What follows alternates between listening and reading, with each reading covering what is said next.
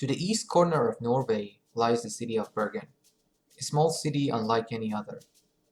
What makes Bergen special is that it seeks to go fossil-free by the year 2030 and to be the greenest city in Norway.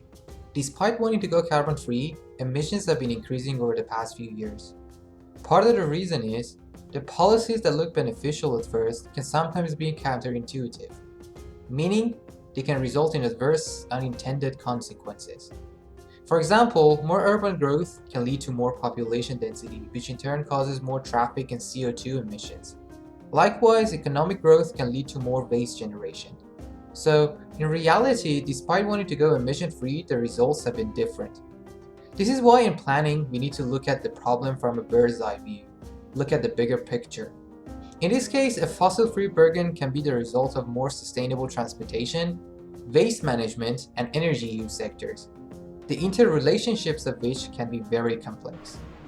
One of the classic ways of going carbon-free has always been the promotion of public transport. This may not be such a bright idea, as ridership programs are themselves a source of carbon after all. On the other hand, having incentives in place for people to work from home, for example, reduces the need for transportation in the first place, thus eliminating any associated carbon emissions. Another example of unintended consequences is increasing the road capacity, which causes more cars to drive on the road and leads to more time and fuel being wasted.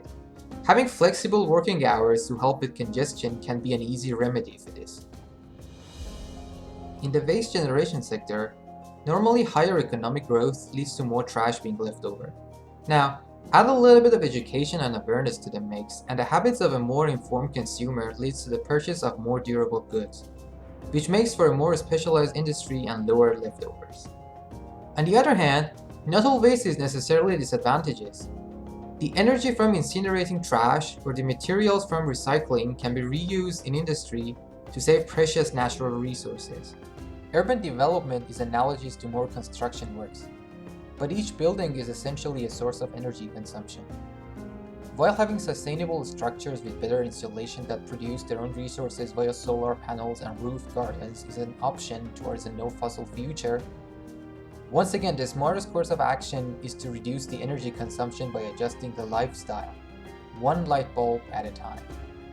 At the end of the day, policy making requires the complicated interconnectedness of many facets of the society to be studied. But the key to successful planning is always looking a few steps ahead and finding those unintended consequences. This is the very definition of systems thinking in a nutshell.